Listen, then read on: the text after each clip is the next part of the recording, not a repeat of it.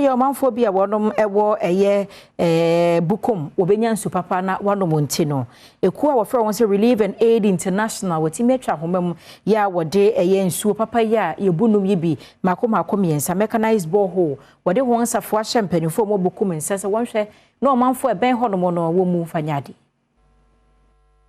Relief and Aid International eye dwumako bia omohwe se emiamia hodo wo my Ghana mu no obetimenya super ene enyina mahoden ededi dwuma na sanso so no omohwe se adesuansem okura hodo emu no ebetumi akonanim odwumadi bi okodiye e Bukom park no bohos miensa bia otuye e Bukom community ye no wonkramantam no mu no ogiemu edemampanyefo serebe ya kromafo mu honom no ebetimenya super anom na sanso so na bohos ne ho electricity bills nso otwe mfiedu esika ye be na manosu ntino kromafo betima kwakobu nsuo wabra wonje wo mohwe abra odi dwumadi ne wieye na Adom Kasee ene personal assistant ema founder and president of Relief and Aid International Bertha Amano edin komono odetiye ne mu se so mo hebe bi omopanyin no efiri badia na ho hia passe dwumadi bi etisei no otumi ye edematimemfo a wo mo Bukom community ya de Syria ni tie ene nyomto ene abe commission 3 boreholes e wo Bukom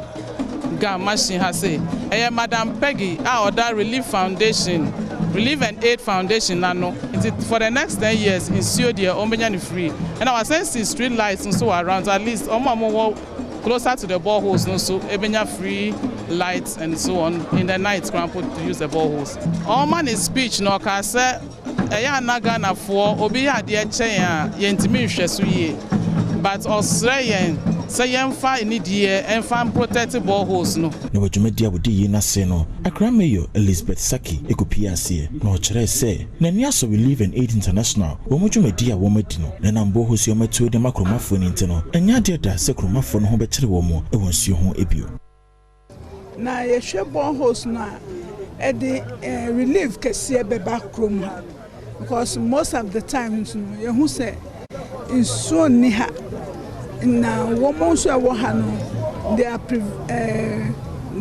they don't have the money, so they are not able to even purchase water for drinking as to even so kodwari na tonso nti na ha dwin pa apart from so womudi nso punso no ekodwari no womuni nso ankasa nti nyame nchade yebeye feasibility studies no na ehun se aha de nso papa wo ha